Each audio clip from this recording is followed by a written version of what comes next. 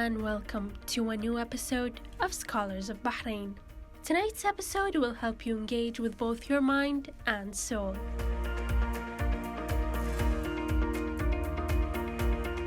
Our guest for tonight is Fahd Sarwani, a certified life coach and the co-founder and lead trainer at Falaq Consultancy, with great experience in business development as well.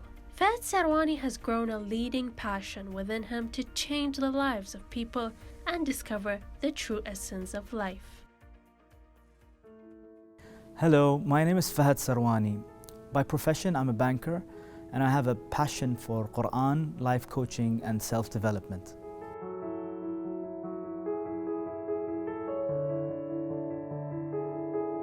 My high school was done in IKNS, and just before going abroad to the US to study, I had a very interesting journey with a relative of mine who for the first time ever showed me a completely different perspective of what it means to be practicing Muslim as well as cool at the same time. And so, he took me with a bunch of guys on a trip. It was my first trip to Umrah in Mecca. And this was a life-transforming event for me that sparked the interest of the Quran in my heart. Throughout my college years, I developed a very strong bond with the Quran. I found it fascinating that this was the literal word of God between our hands. And I was really curious to know what teachings and what guidance God had for us in this book. And so after finishing my college degree, my bachelor's degree as well as my MBA, I came back to Bahrain and I pursued a 4-year diploma in Islamic Studies from the Imam Malik Institute of Islamic Studies in Rafah. It was very convenient. It was right near my house and it was a part-time program. I got to study under very reputable scholars of Bahrain like Sheikh Asam Ishaq, like Dr. Isa al-Mutawwa, Dr. Farid Toni, Sheikh Rashid al-Hajri, among others. And so it was a wonderful experience to study all different aspects of religion when it comes to Islamic studies, from hadith to history to fiqh. But after studying all these subjects, I still continued to fall in love with the Quran more and more. And the Prophet ﷺ in a beautiful hadith, he says, Al-Muslimu man salima al-Muslimuna min lisanihi wa yadihi, wal-muhajiru man hajara ma naha Allahu anhu. Which basically means that a Muslim, who is really a Muslim, because sometimes we think of a Muslim as someone who just prays, fasts, gives zakat, does the 5 pillars and that's it, In parallel to my love of the Quran, I always had this passion to help people, especially in the personal development and self-development space. And so my inclination was to really dive into more research, more academic studies on what the Quran has to teach us about self-development and life skills from a Quranic perspective. And so my research was primarily based on 4 aspects.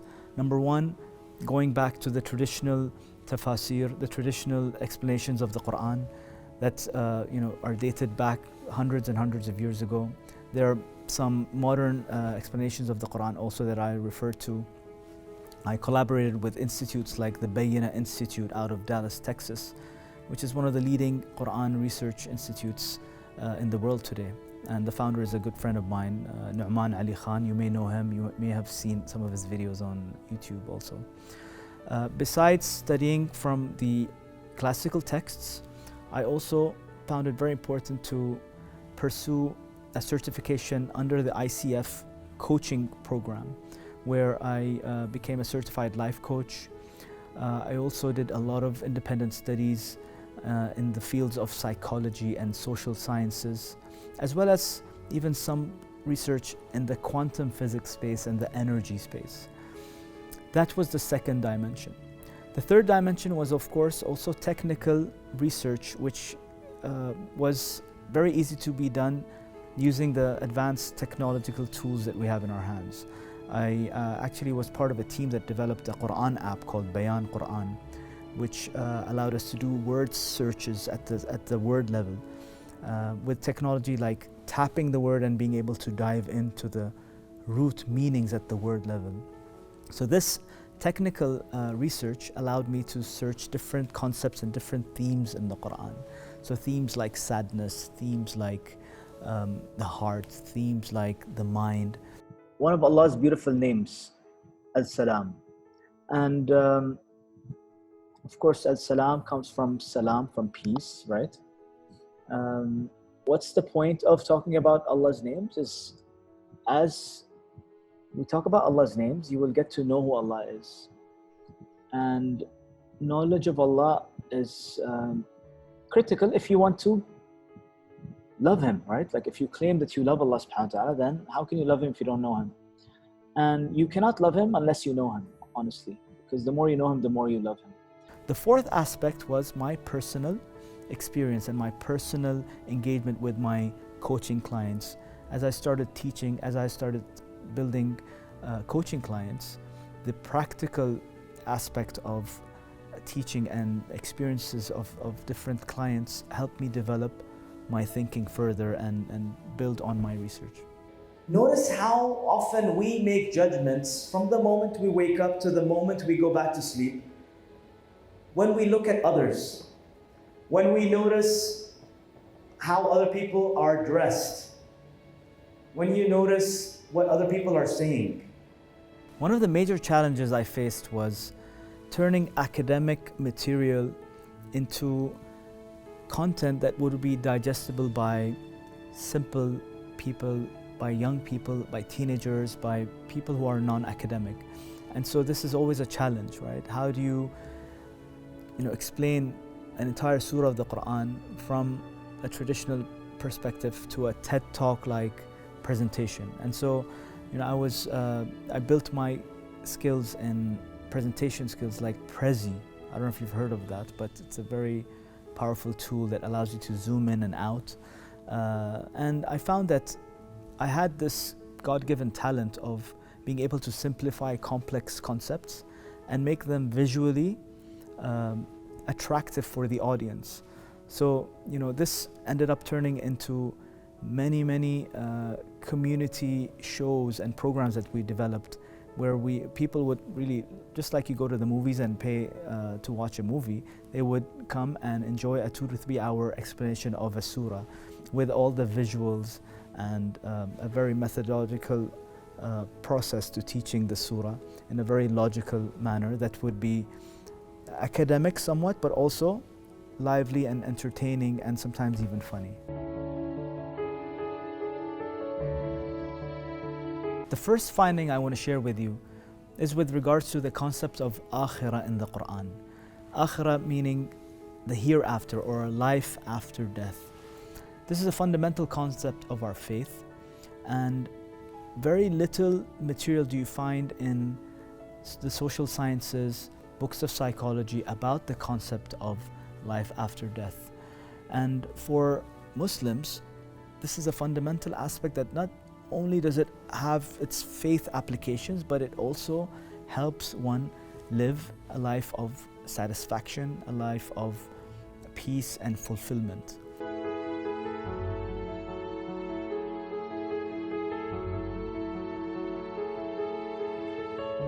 Every human being pursues happiness, success, fulfillment, and peace in their life. And the social sciences, the academic books out there, even in terms of psychology, refer to this idea of fulfilling your desires, achieving your dreams, and unlimited powers, and you can write your whole destiny. However, when it comes to the Quran, it's a very beautiful balance between being able to achieve things that seem challenging versus also being balanced with accepting things that you can't change.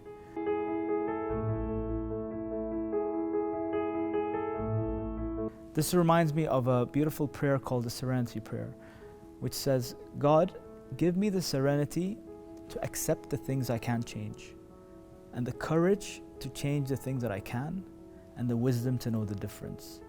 And so for a Muslim, when it comes to Quranic teachings and the belief in the hereafter, sometimes life doesn't go your way, no matter how hard you try. And so it requires wisdom to know when you need to surrender versus when you need to put in the effort and have the courage to change things that you can change. And so this, I found a very beautiful balance in the Quran between surrendering to God's plan versus having the confidence and the self-esteem to change the things that you are able to change. A good example of that is weight loss. A lot of people think that weight loss is also part of destiny, but for the most part, a lot of it is to do with our choices. And so if we make the right choices of what to eat and how active to be in life, you can actually change that part of your destiny. However, there are so many people who live their entire lives struggling financially or struggling with other areas of their life, which of course is something that you have to deal with in terms of being patient with it and just accepting the reward of patience and hoping for a better compensation in the hereafter.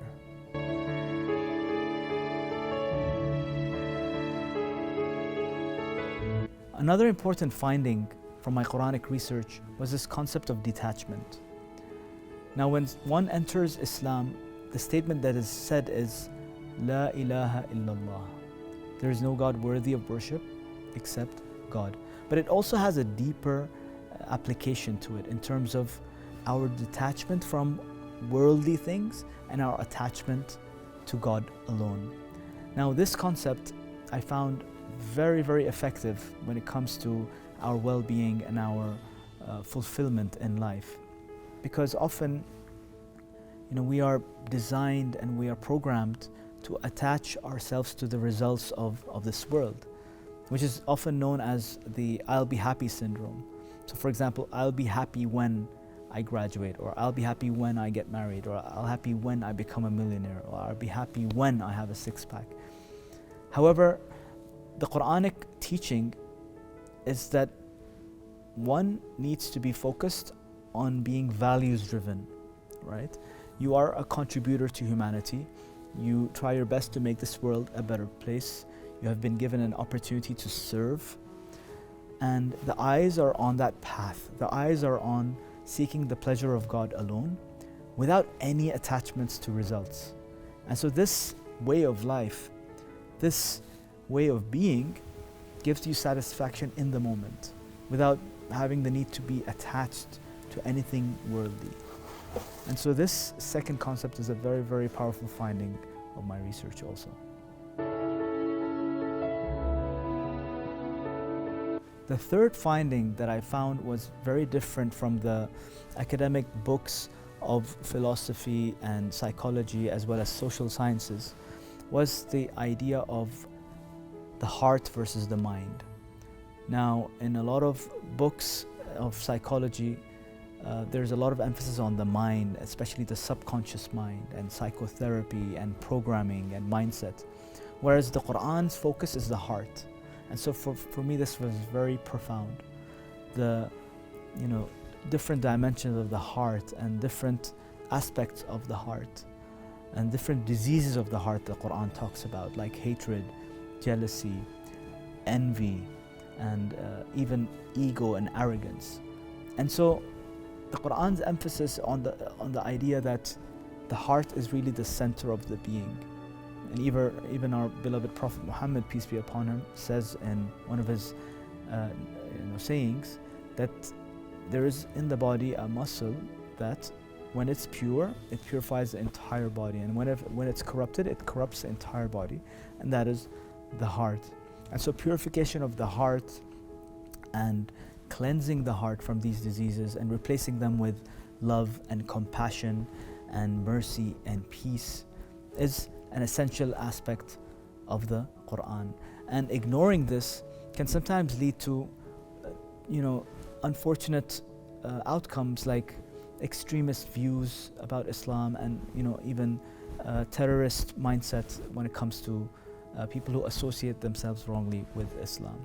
And we are really blessed to be in a country like Bahrain with its leadership, which constantly promotes this idea of having a clean heart, having an open heart, where religious tolerance is promoted and coexistence is one of the key values of this beautiful country.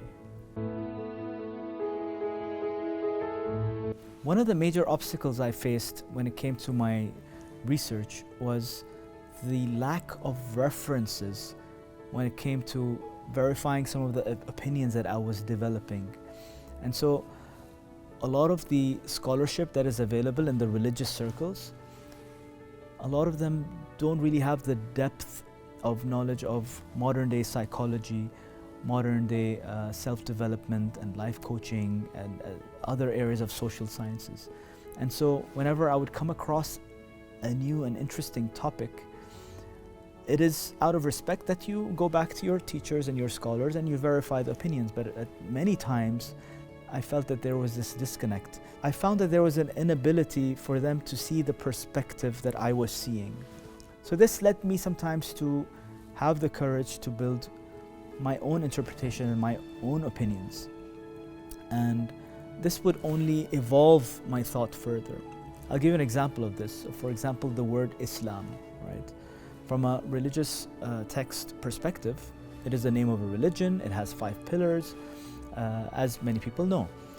However, I found that the Quran talks about Islam on a much wider perspective.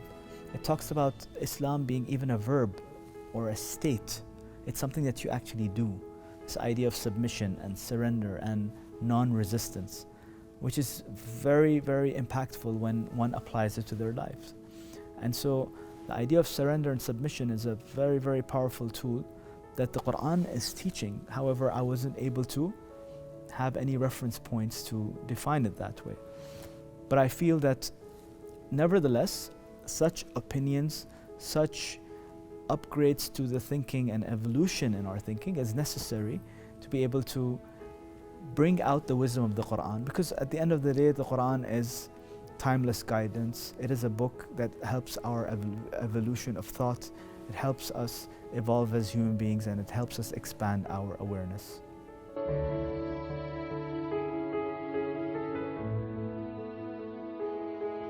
I truly believe that the Quran is a book for individual personal growth and individual character building. And so my plans for future are really to work on my own character development and self-development and heart purification. And of course, to be the best father I can to my 4 children and my small family, and to be able to contribute to the community and to my beloved country and hopefully to the world at large with the use of technology today. And trust me, when you start applying this one thing, letting go of judgment in your life, it will transform your life. This one thing will change everything. Thank you so much.